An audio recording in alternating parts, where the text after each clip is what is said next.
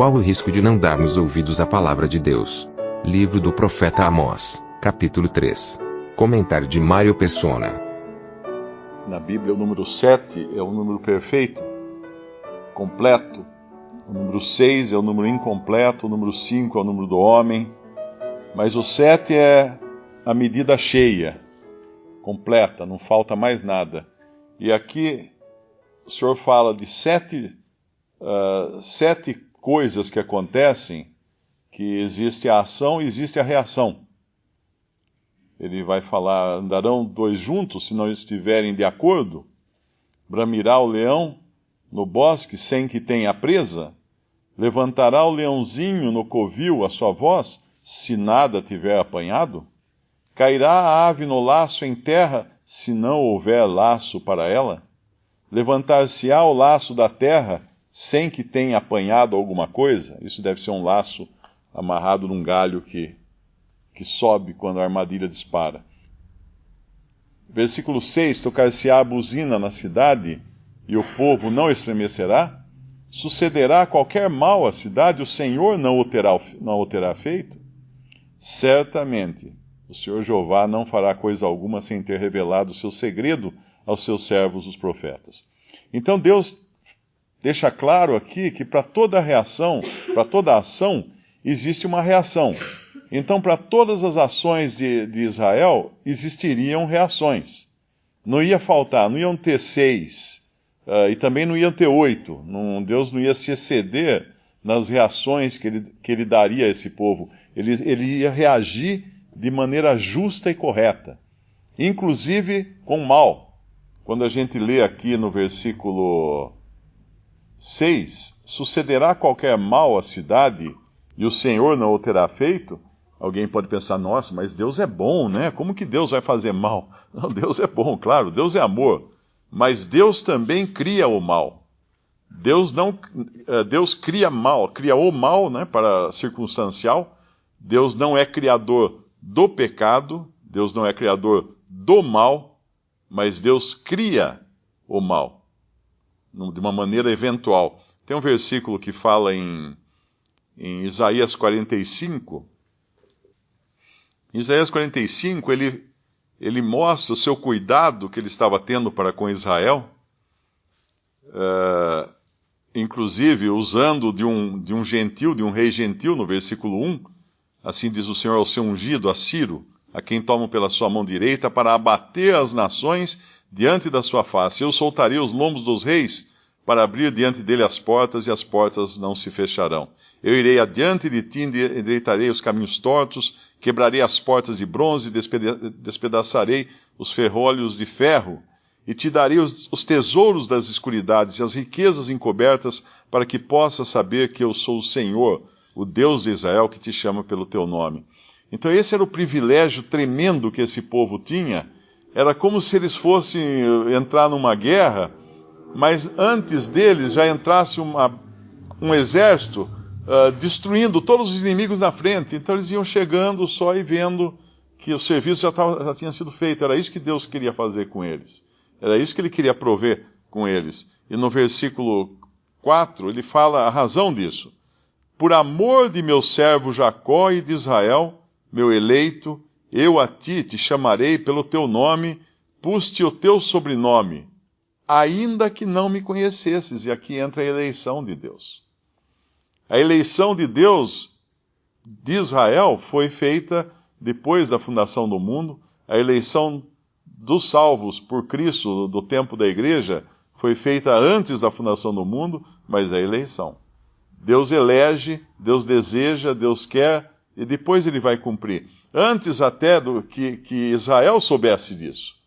E Deus tinha já providenciado a nossa salvação antes que nós soubéssemos disso. É o que ele fala aqui também, e também tem essa aplicação. Por amor, versículo 4 de Isaías 45, por amor de meu servo Jacó e de Israel, meu eleito, eu a ti te chamarei pelo teu nome, pus-te o teu sobrenome, ainda que não me conhecesses. Eu sou o Senhor e não há outro fora de mim. Não há Deus e eu te cingirei ainda. Eu te cingirei ainda que tu não me conheças. Aí no versículo, ele continua no versículo 6, para que se saiba desde o nascente do sol e desde o poente que fora de mim não há outro, eu sou o Senhor e não há outro. Eu creio que aqui o escopo é muito mais amplo do que apenas Israel conhecer que ele era o Senhor e não havia outro. Porque ele fala desde o nascente do sol e desde o poente do sol.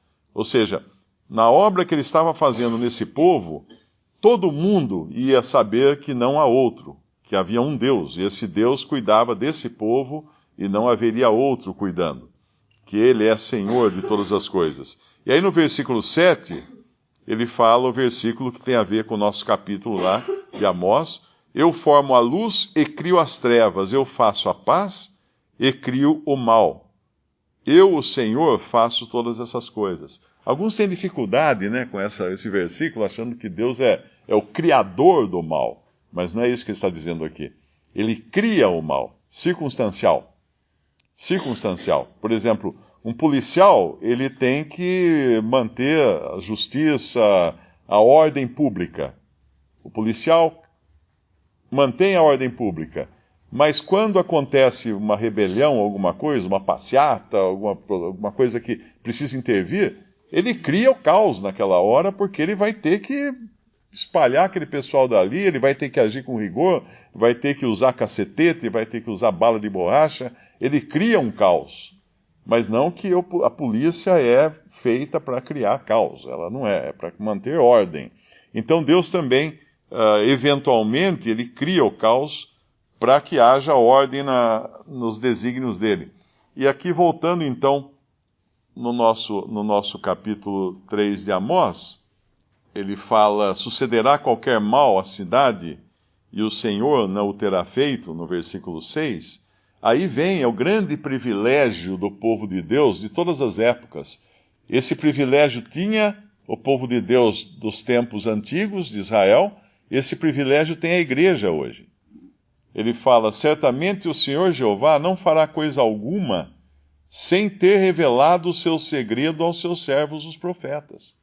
Assim como ele fez lá com Abraão, que ele contou o que ele ia fazer lá em Sodoma. Ele contou tudo o que ia acontecer em Sodoma, e Abraão ainda intercedeu. Mas se tiver 50 justos, mas e se tiver 10 justos? Abraão estava ciente do que ia acontecer. E o seu sobrinho Ló? Não estava sabendo de nada. Não fazia ideia. Por que ele não fazia ideia? Porque ele não estava perto do Senhor. Ele estava longe, ele tinha caminhado olhando para as campinas verdejantes do Jordão e armando sua tenda, pouco a pouco, até chegar a Sodoma. E quando ele chega em Sodoma, onde é que os anjos vão encontrá-lo depois? Ele está sentado à porta da cidade. Ele estava no lugar onde os juízes se sentavam à porta da cidade. Tanto é que os homens de Sodoma, quando Ló tenta intervir para que eles não ataquem, não usem, não abusem dos anjos, os homens de Sodoma falam assim: esse estrangeiro, esse veio habitar entre nós como estrangeiro e já quer ser juiz em todas as coisas, porque Ló efetivamente queria dar o seu pitaco ali em Sodoma, queria participar do governo de Sodoma, queria sentar-se à porta de Sodoma e ser uma autoridade em Sodoma. E ele não, nessa posição tão longe do lugar que Deus tinha colocado, que era um lugar ele teria que ser um errante como Abraão. Deus avisou Abraão que ele não teria um lugar para a planta do seu pé, e assim teria que ser também Ló. Ele não quis, ele quis uma cidade. Por estar no lugar errado, por não estar próximo de Deus, ele não podia ouvir a voz de Deus, a voz do Senhor, quando o Senhor vem visita Abraão e revela. Não direi eu a Abraão o que vou fazer? O Senhor pergunta. E ele então revela a Abraão, mas a Ló não. E aqui também, no versículo 7, Jeová não fará coisa alguma sem ter revelado seu segredo aos seus servos os profetas. Mas o que aconteceu com Israel? Não davam ouvidos aos profetas. Todos os profetas eram perseguidos, eram mortos, ou então o rei queria que arrumasse um outro profeta que falasse coisas boas só. Não, esse não serve, esse só fala coisas más em mim. Arruma outro aí que fale coisas boas. Era esse o estado de espírito de Israel. Por isso, eles não sabiam as coisas que iam acontecer. Ou seja, eles sabiam, mas não acreditavam. Então, eles não tinham condições de conhecer os pensamentos de Jeová. E lá em 1 Coríntios capítulo 2, diz que nós temos a mente de Cristo. É impossível o incrédulo entender a palavra de Deus. O homem natural não conhece as coisas do Espírito de Deus porque lhe parecem loucura, mas nós entendemos espiritualmente. E discernimos. Podemos até abrir lá, porque fala uma coisa importante em 1 Coríntios 2, versículo 14. É por isso que nós não devemos perder tempo quando um incrédulo tenta explicar a Bíblia. Porque ele não entende. Ora, o homem natural não compreende as coisas do Espírito de Deus, 1 Coríntios 2, 14, porque lhe parecem loucura e não podem entendê-las porque elas se discernem espiritualmente. Mas o que é espiritual discerne bem tudo, e ele de ninguém é discernido. Porque quem conheceu a mente do Senhor para que possa instruí-lo? Mas nós temos a mente de Cristo. Uma coisa que é importante entender é que o crente em Cristo, ele tem capacidade espiritual para discernir todas as coisas. Mas o incrédulo não tem capacidade para discernir o crente. É o que fala o versículo 15. O que é espiritual discerne bem tudo. Ele de ninguém é discernido. Então um incrédulo não entende um crente. Não adianta querer explicar quais são suas ações feitas em nome do Senhor Jesus ou dentro da palavra de Deus, para um incrédulo, ele não vai entender. Ele vai achar absurdo, ele vai achar que você é um tolo, você é um atrasado, você é um antiquado, porque ele não vai entender. A palavra de Deus ele não entende. E assim ele não entende também os que buscam andar segundo a palavra de Deus. Mas voltando lá em Amós, então, o Senhor tinha, sim, a sua palavra pronta para avisar tudo o que aconteceria ao povo de Israel, mas eles não estavam prontos para ouvir. E eles estavam com uma visão e uma percepção diferente das coisas da percepção de Deus. Quando a gente lê no versículo 10, diz assim, lá em Amós 3, porque não sabem fazer o que é reto, diz o Senhor, entesourando nos seus palácios a violência e a destruição. Eles não estavam entesourando violência e destruição aos olhos deles, né? Eles achavam que o que eles faziam era justo aos olhos deles. Mas aos olhos de Deus era violência e destruição. O peso, a balança de Deus é diferente da balança dos homens. Os pesos e medidas de Deus são diferentes dos pesos e medidas dos homens. Por isso, quando você perde de vista a palavra de Deus, passa então a caminhar e a viver segundo as próprias ideias. Entra então naquilo que fala Efésios 2, da maneira do incrédulo viver. Como que o incrédulo vive? Se nós não temos a direção da palavra de Deus, nós vamos andar do jeito que andávamos na nossa incredulidade. E como era? Andaste segundo o curso deste mundo, segundo o príncipe das potestades do ar, que é Satanás, o demônio, o diabo, do espírito que agora opera nos filhos da desobediência, entre os quais todos nós também antes andávamos, nos desejos da nossa carne, fazendo a vontade da carne e dos pensamentos, e éramos por natureza filhos da ira, como os outros também. Então uma pessoa incrédula, ela não tem a direção de Deus para a sua vida. Uma pessoa crente tem a direção de Deus para a sua vida. Porém, ele pode perder essa direção se ele não dá ouvidos à palavra de Deus. Se ele não se deixa guiar pela palavra de Deus, ele vai ser guiado por outra coisa. Ele vai ser guiado pelo quê? Ele vai ser guiado pelo príncipe das potestades do ar, o espírito que agora opera nos filhos da desobediência, andando segundo os desejos da carne, fazendo a vontade da carne e fazendo a vontade dos pensamentos. É esse o estado também de 1 Coríntios 2, quando nós encontramos falar de 3 tipos de homem aqui. No versículo 14 de 1 Coríntios 2, fala: o homem natural não compreende as coisas do Espírito de Deus porque lhe parecem loucura, não pode entendê-las porque elas se discernem espiritualmente. Esse é o homem natural, é o homem ainda nos seus pecados, nos seus delitos e pecados, andando daquele jeito de Efésios, mas sem condições de sair daquele andar. Já o homem espiritual, no versículo 15, discerne bem tudo, e ele de ninguém é discernido, ele tem a mente de Cristo. Mas no capítulo seguinte, 1 Coríntios 3, Paulo vai dar um puxão de orelha neles, quando ele fala: eu, irmãos, não vos pude falar como espirituais, mas como a carnais, como a meninos em Cristo. E no versículo 3, porque ainda sois carnais, pois havendo entre vós inveja, contendas, dissensões, não sois porventura carnais, e não andais segundo os homens. Esse andar segundo os homens é andar segundo o homem natural. Lá de Efésios 2, que era a maneira como nós andávamos quando não tínhamos direção nenhuma da parte de Deus. Então existe o homem natural, que é o incrédulo, existe o homem espiritual, que é o crente, salvo por Cristo, andando de acordo com a mente do Senhor, a vontade do Senhor. E existe o homem salvo por Cristo, crente e tudo mais, porém andando segundo a sua carne, andando segundo os homens, andando segundo a moda, andando segundo as opiniões, a opinião pública e tal.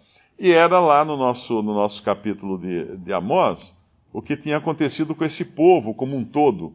Eles tinham perdido a direção do Senhor, eles tinham confiado em si mesmos e pararam de confiar no Senhor. E daí a importância que existe para o crente hoje dele ler a palavra de Deus até que os seus pensamentos sejam formados pela palavra de Deus. Infelizmente eu falho nisso, acho que muitos aqui falham também, porque muitas vezes são os meus pensamentos que entram no caminho, a minha opinião acaba prevalecendo. Mas deveria sempre prevalecer a opinião de Deus na nossa vida, sabendo que Ele cuida de nós, como Ele fala lá em Isaías, a maneira como Ele estava cuidando de Israel. E não só cuidando, mas livrando eles, ainda que fosse só um pedacinho. Porque quando Ele vai falar agora, mais adiante, de Israel mesmo, né? Porque Ele vai falar de Samaria, e depois eu creio que daí Ele está falando já mais de Israel, porque Ele vai falar dos altares de Betel, que os altares de Betel são aqueles que foram levantados para adoração de ídolos, no versículo 14, ou talvez seja Israel todo aqui, talvez, não sei se é Israel todo, né, aqui, Israel todo, no versículo 13 ele fala, ele confirma: protestai contra a casa de Jacó é todo Israel, diz o Senhor Jeová, o Deus dos exércitos. Aí no versículo 14, no dia em que eu visitar as transgressões de Israel, sobre ele também visitarei os altares de Betel, e os chifres do altar serão cortados e cairão por terra. Mas um pouco antes, no versículo 12, ele fala que, como o pastor livra da boca do leão as duas pernas, ou um pedacinho da orelha, assim serão livrados os filhos de Israel que habitam em Samaria, no canto da liteira e na barra do leito. Ou seja, ainda que ficasse nada quase, Deus ia pegar um pedacinho, uma orelha que fosse, uma orelha, uma perna, como o pastor tira da boca do leão a perna, que o leão não engoliu ainda a ovelha inteira, ou tira até uma orelha, mas ele não vai deixar o leão vencer. Ele não vai perder para o leão. E assim Deus não vai perder Israel para o leão. Nós vimos a história de Israel, é triste, né? Toda perseguição, 2000 anos aí, além desse tempo passado, 2000 anos aí só de perseguições, de destruição, de matança. Segunda Guerra Mundial, 6 milhões, acho que, de judeus mortos de maneira cruel, homens, mulheres e crianças, com argumento, que os nazistas tinham esse argumento, eles falaram assim: não, por que vocês mataram criança no julgamento de Nuremberg? Perguntaram isso. Eles falaram assim: porque se as crianças iam crescer, e eles iam ser judeus como os pais, então tinha que matar as crianças também. Essa era a lógica nazista. Eles passaram por tudo isso, mas eles não vão deixar Deus não vai ficar sem um testemunho de um povo terreno nesse mundo no final.